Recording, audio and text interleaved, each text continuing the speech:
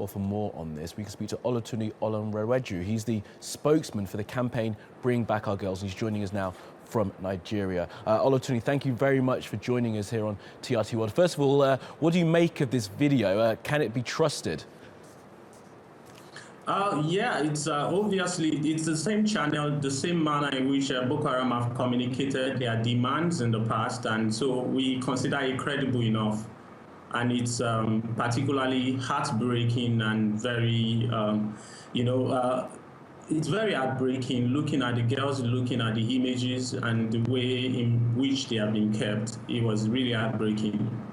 And this has been a situation that's been ongoing now for more than 2 years. There were meant to be negotiated transfer of these girls, but nothing seems to have happened, Olatunji.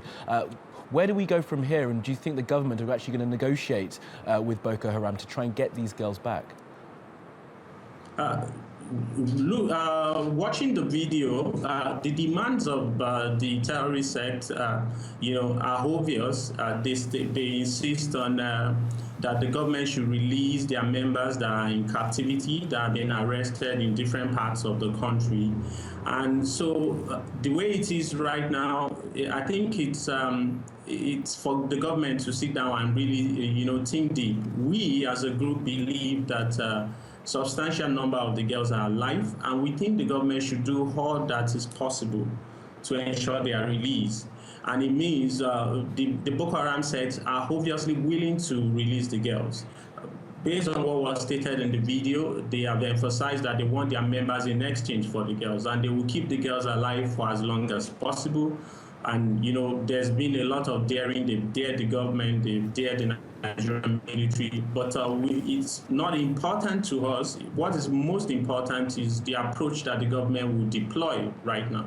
And of course, when these girls were abducted back in 2014, the entire world came out to demand their return. Bring Back Our Girls campaign was used by people like Michelle Obama and many other well-known faces around the world. And yet, despite that, these girls are still held captive. What's gone wrong in this situation? I think it's expected. Naturally, there's been a lot of fatigue are setting even on the media side. The media are practically, fatigued about the seeming lack of activity, the seeming lack of progress in the rescue operation. And, we've always reminded the entire world, every other country that has pledged assistance to the Nigerian government, that they should do everything possible and they should keep the issue on the front burner. Some countries have supported the Nigerian government.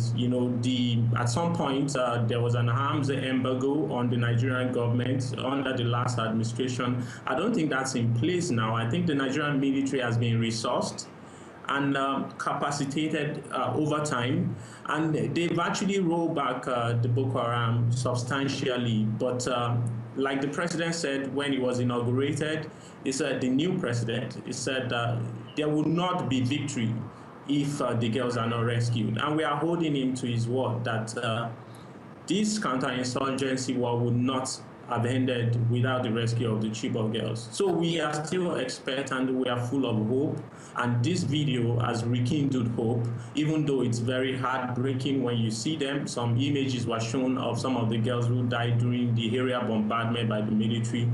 But still, we just feel that the numbers are alive, are enough for the government to do something very drastic for.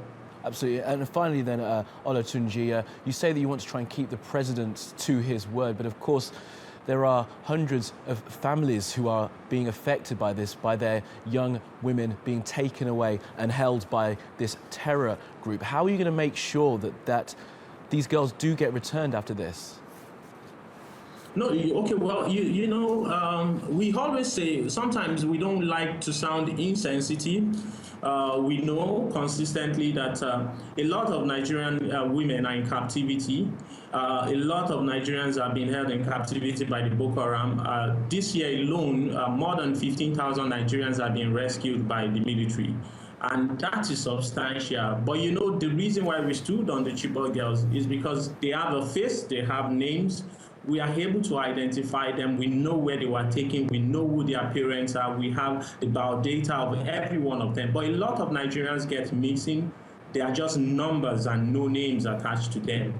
But the government has done a whole lot in rescuing every Nigerian citizen in captivity. But you need to also understand that the Chibok girls are a symbol of this entire insurgency. They were taken in school, they were trying to seek education in an environment that is very hostile to their future, that is very hostile to their aspiration, and they are Nigerian heroes as far as we are concerned. If girls are in school in an area where people naturally don't send girls to school, and then these girls are taken, I think it's a call on the entire world. It's a call on the UN, on the African Union, that they need to do everything possible to rescue our girls. And we wait on the rest of the world, not just the Nigerian government, for this threat, the threat to these girls, the threat to these Chibok girls is a threat to girl child education globally. It's a threat to the rights of women everywhere in the world. And that's why we expect the whole world to rally around the Nigerian government and do everything possible to rescue our girls.